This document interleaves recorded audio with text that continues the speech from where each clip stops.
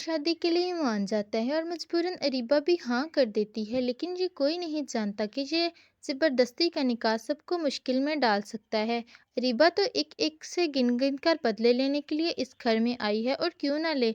सब ने उसकी खुशियाँ जो उससे छीन ली, और उसका निकाह उसकी बहन के शौहर से कर दिया, और उसकी उसे हर चीज़ ही उसकी बहन की मिल रही है, यहाँ तक कि शौहर भी। और शादी की पहली रात ही रेहान अरीबा की गोद में नूर को डालकर कहता है कि वेलकम नूर की मम्मा, और उसे ये एहसास दिलाता है कि उसकी हैसियत उसके घर में सिर्फ नूर की माँ की है, ना कि उसकी बीवी की हैसियत से, और सिर्फ नूर की वजह से उसे इस घर में लाया है।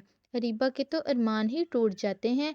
अरीबा का अपनी खाला माँ के साथ भी रवैया कुछ ठीक नहीं होता, और ना ही मारिया के साथ, क्योंकि अब मारिया की और अरीबा की दोस्ती भी टूट चुकी है। अरीबा इस वजह से मारिया से अच्छा सलूक नहीं करती कि वो तो सब कुछ जानती थी कि मैं तो फ़ाहद से शादी करना चाहती थी, लेकिन फिर भी इन सब ने मजबूरन इसका निकाह रेहान से करवा दिया। अरीबा की माँ उसे समझाती है कि खाला अब तुम्हारी खाला होने के साथ साथ तुम्हारी सास भी है, लेकिन अरीबा टस से मस नहीं होती। अब तो अरीबा सबको खूब जलील करेगी। दूसरी तरफ अंबर के घर वालों ने अंबर का रिश्ता कर दिया, और उसकी शादी भी हो जाती है। जब असरत की माँ को ये बात मालूम होती है तो वो अपने भाई को बहुत ही कोसती है। इधर जब असद वापस आता है तो वो अंबर के घर बहुत खुशी से जाता है, और फूल भी साथ होते हैं। लेकिन जैसे ही वो दरवाजे के सामने आता है, उधर से अंबर और उसका शोहर आ रहे होते हैं।